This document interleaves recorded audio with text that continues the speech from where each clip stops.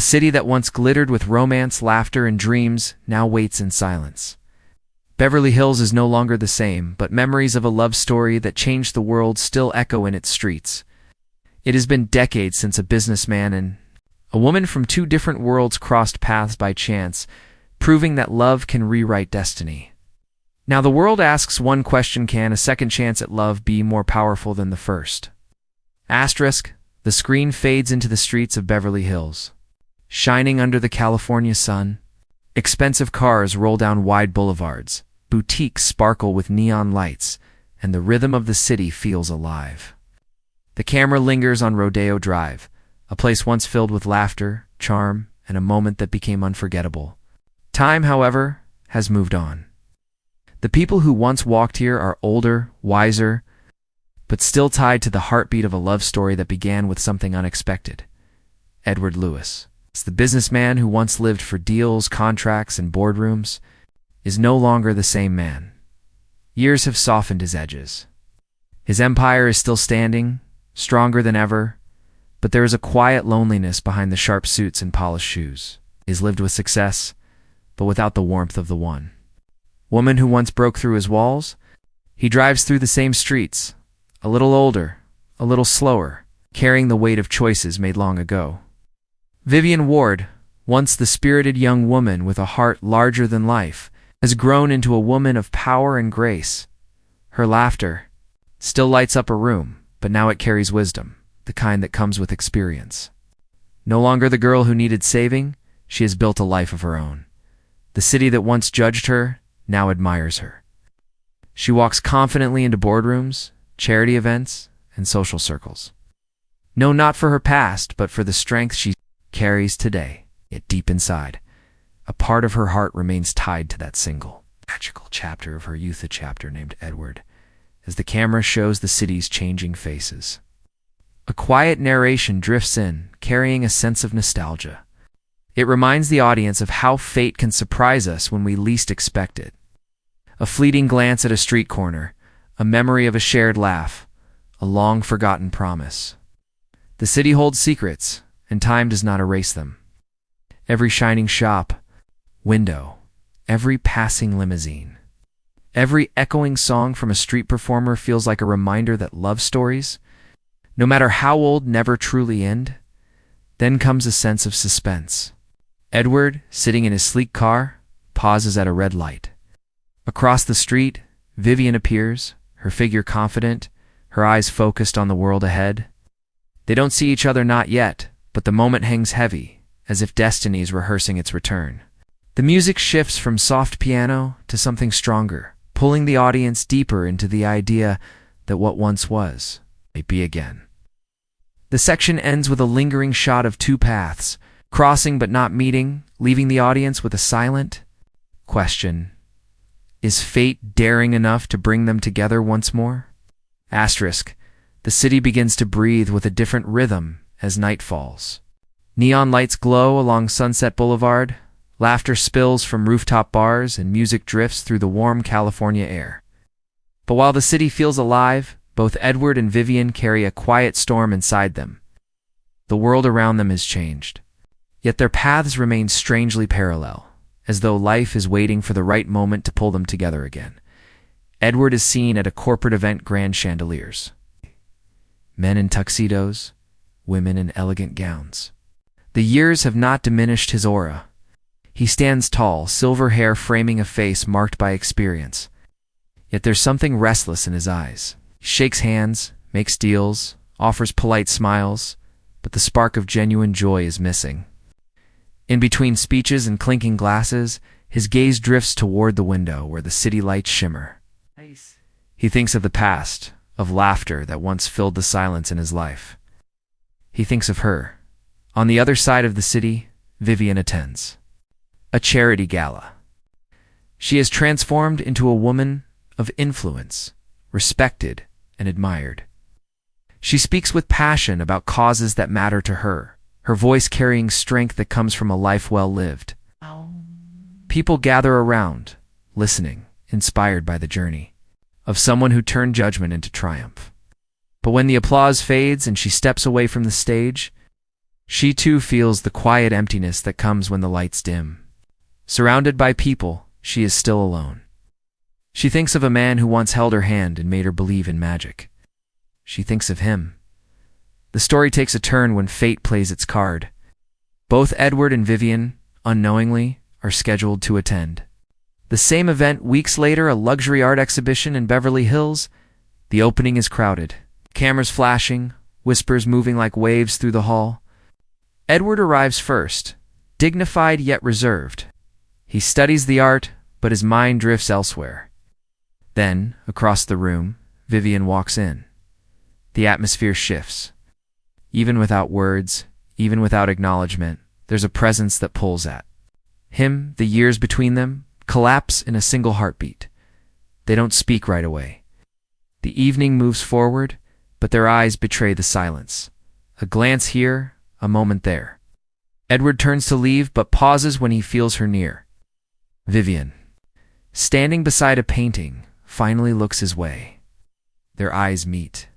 Time stops. The noise of the room fades, the people around blur, and only the weight of their shared history remains. There are no grand gestures, no sudden embrace, only the heavy, undeniable truth that something never left. As the camera lingers on their faces, the narration deepens, almost whispering. Sometimes the heart remembers what the mind tries to forget. Sometimes love waits, silent but alive, until it is called again. The section closes with Edward walking out into the night, a conflicted expression on his face. Vivian watches from inside, her breath caught between past and present. The city lights glow brighter than ever, as if waiting for what comes next. The night after the exhibition feels heavier than any night before. Edward sits alone in his penthouse apartment, high above the glowing skyline of Los Angeles.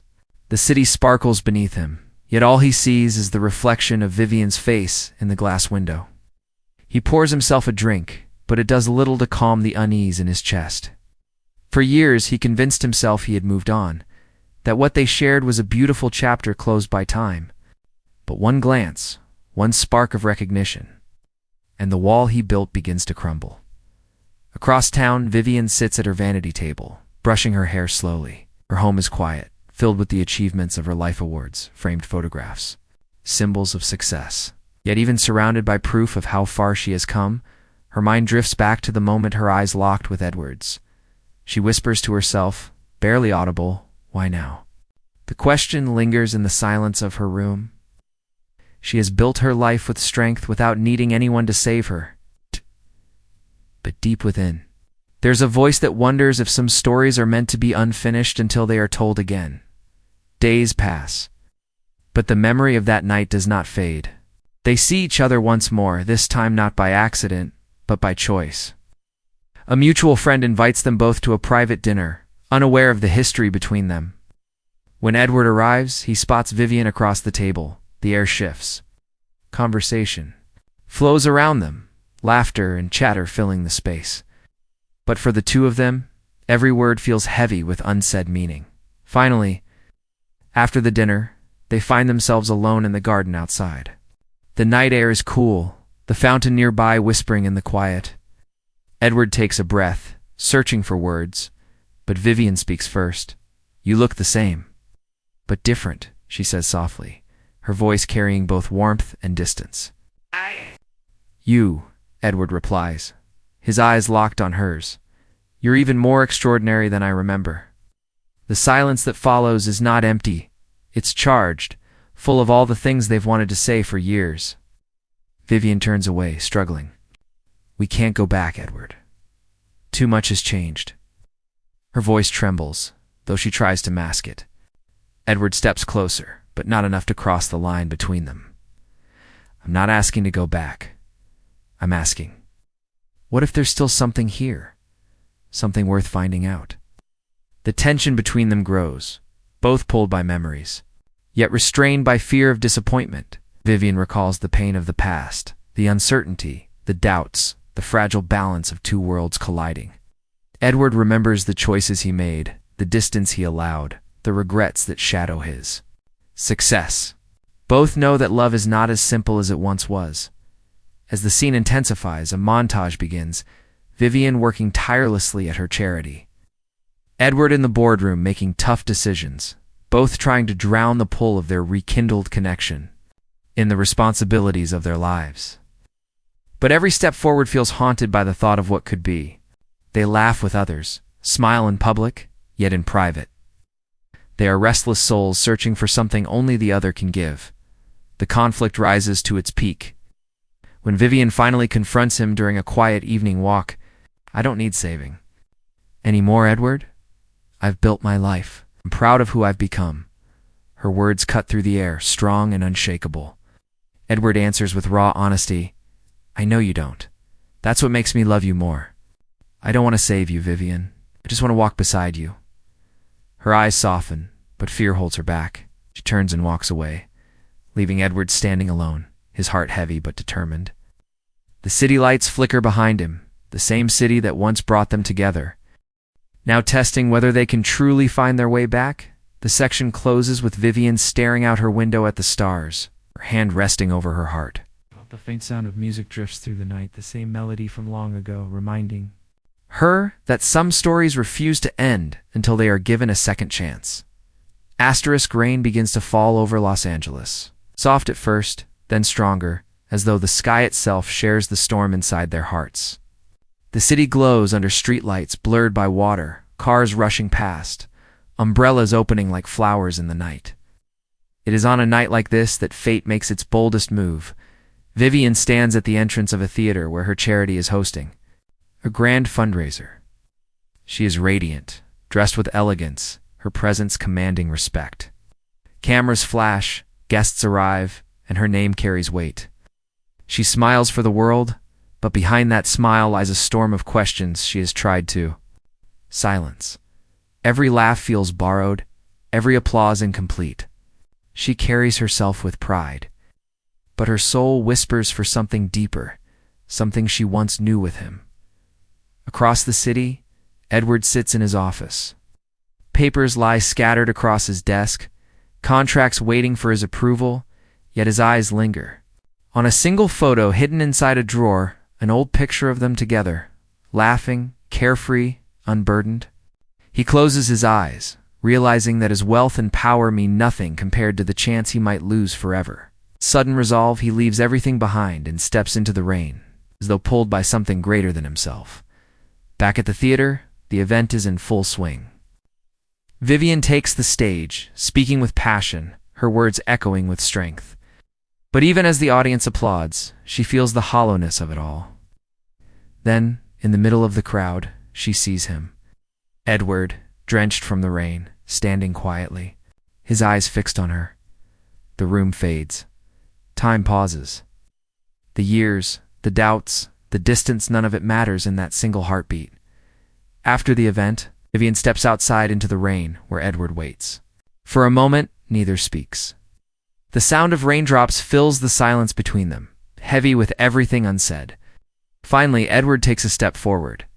"I've spent years building an empire," he says, his voice low but firm, "but none of it means anything without you. I don't want perfect, Vivian. I just want real. I want us." Vivian's eyes glisten with tears, her strength colliding with the tenderness she's fought to hide. She shakes her head softly. "Edward, not the same woman you once knew." "And I'm not the same man," he answers quickly. "But maybe that's the point. We don't need to go back. We just need to begin again." The rain pours harder, soaking them both, but neither moves away. Vivian takes a deep breath, the walls around her trembling. All her life, she has been strong, independent, unshaken. Yet here, in front of him, she allows herself to feel vulnerable again. Slowly, she smiles, the kind of smile that once changed everything.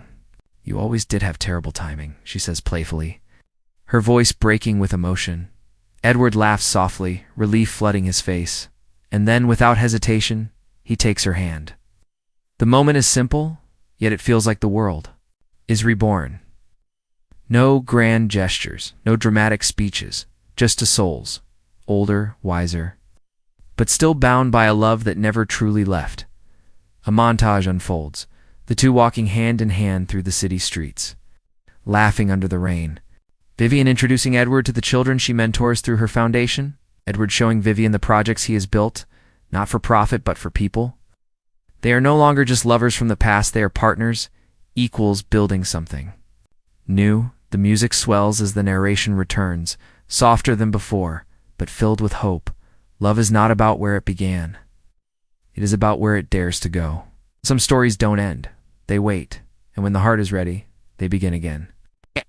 Film closes with one final image. Edward and Vivian, standing together on the balcony of a hotel, the city stretched out before them. The same city that once tested them now watches silently, as if granting them a second chance.